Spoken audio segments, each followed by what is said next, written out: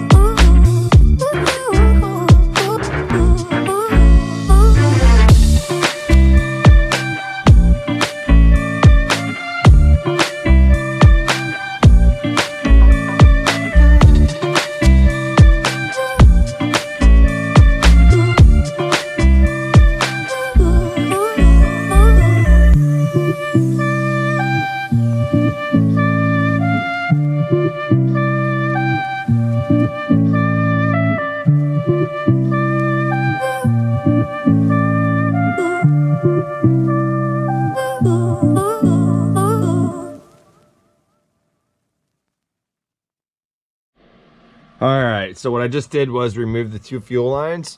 The one is a 3/8 fuel line, so you need a fuel disconnect. Mine, for whatever reason, is always a pain in the ass to remove. And then I had to remove the other line from the canister here, and that's just like a squeeze connector, so you'll squeeze the top and the bottom, and then kind of push it, and it'll slide right off. And then after that, I went down, and I don't know if you can kind of see the steering shaft right there. Went ahead and removed those. I believe there were 7/16 bolts. You got to remove the one on the top. You got to remove the one at the bottom, which you're not going to be able to see.